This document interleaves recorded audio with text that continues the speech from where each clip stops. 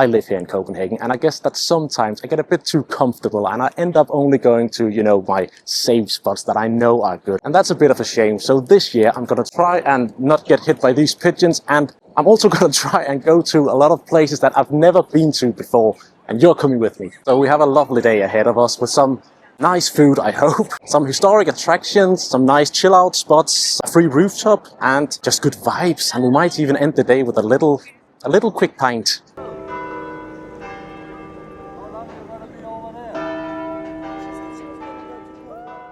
A few seconds into the video and I'm already breaking the rules, but I wanted to show you the town hall, and I was here for the first time ever a couple of months ago when I got married actually, and I just wanted to share it with you guys because I'm guessing a lot of you will come to Copenhagen, walk over the town hall square and be like, massive building, can I go in there?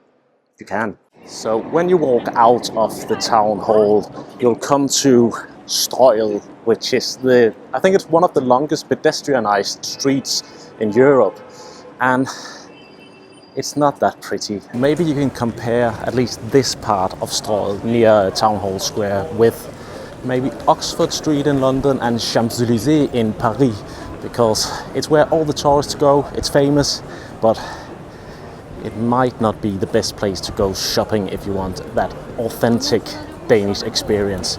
However, if you walk around 200 meters down Strøget, take a left, up what's it called, Kattesundet, things are starting to change. And if I turn the camera, there's literally nobody here. Look at that. And that's a shame, but now you've watched this video, you will know that this is where the good stuff happens. Some people have tried rebranding this part of town as the French Quarter, but locals know it as the Pissing Street.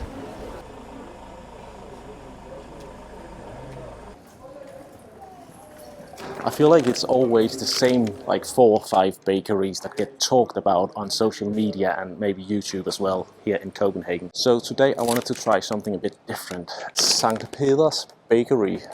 Apparently it's been around since 600 and something, so they claim to be the oldest bakery in not only Copenhagen but Denmark. And I asked the bloke for like their 2 most popular things, and he got me a cardamom bun and a cinnamon bun.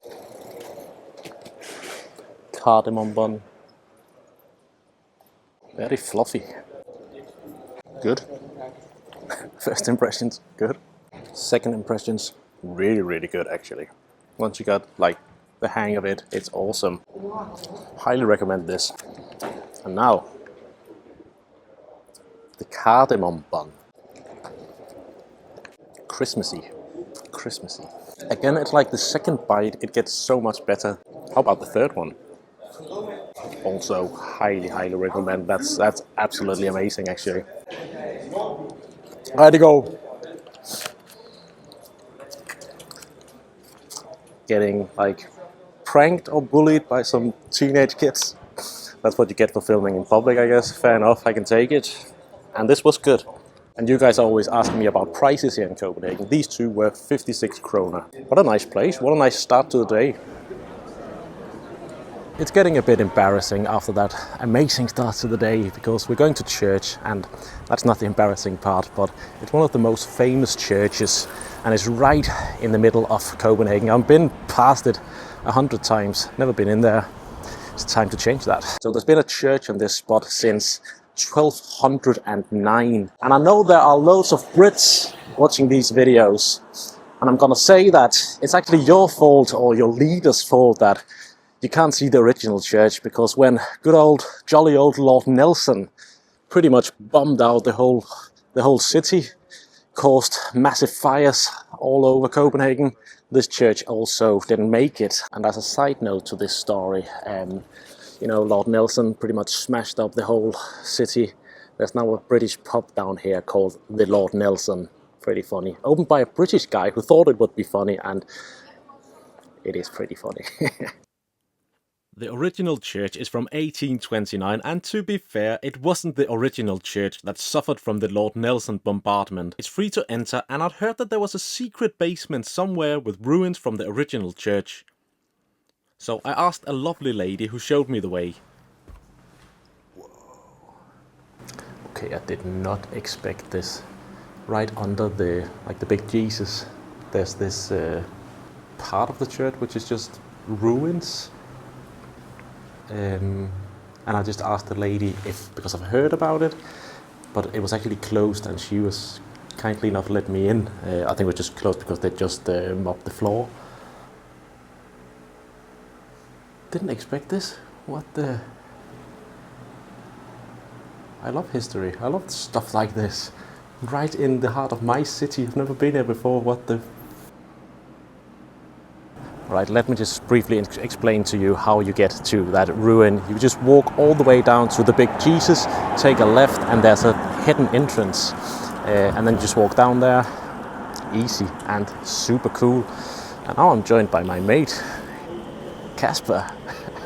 And whenever I'm joined by my mate, Kasper, we need to eat. And we need to eat some good food.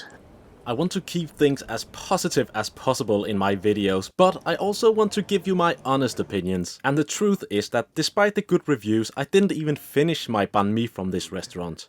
Luckily, my mood immediately picked up when we went across the street to this little coffee shop, brought a cup of coffee outside and soaked in a bit of spring sun. By the way, if you're not subscribed to the channel, now is a great time to hit the subscribe button. The next place we're going to after that lovely coffee is a place that I've seen on Instagram, and I thought, wait a minute, that can't be in Copenhagen, but it is, and it's right in there.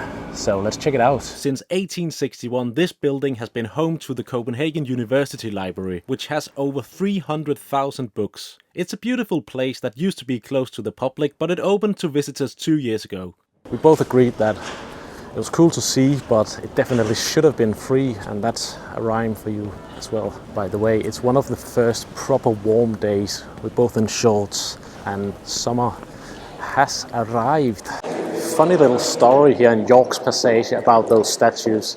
A couple of years ago, there was a bloke who actually climbed up there, and it's well over, 4-5 meters. Stole one of the statues. It was in national news, and I always thought it was just impressive. Of course, you're not supposed to be stealing, but it's just so impressive that he got up there. And we're back at Strøget, but only for a short while. Once again, plenty of people here on the actual street, turning down a side street. Nobody there. So remember to check out the side streets here in the city center. Or don't. I'm not your real dad or your boss. 2 minutes from Strøget, you'll find Gammel Strand, and there's a metro station over here as well. Just a nice place to come and get a beer or drink, and maybe just walk down here to the actual pier. It used to be a pier, it's not anymore, but as you can see, it's a nice place to chill and look at all the boats. All the boats. In the summertime, there are plenty of boats, and it's a nice place to hang out. And the sun is out, and I just want to show you. From here, we can see where we're going next. Right across from Gammel Strand, you can see this massive tower, and the building under the tower is where the Danish Parliament works, and there's a little funny thing that you can do over here for free, so let's check it out. You can't pre-book tickets or a specific time slot, so you just need to rock up, queue up and wait until you're welcomed in. First there are 2 different elevators and then a set of stairs for the last bit, but then you're also greeted with one of the absolute best views of Copenhagen city centre.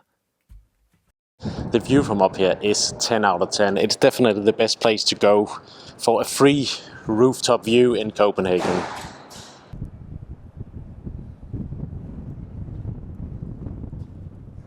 So what you want to do after being up in the tower, just go down, find the canal, follow the canal, head straight, and beer awaits.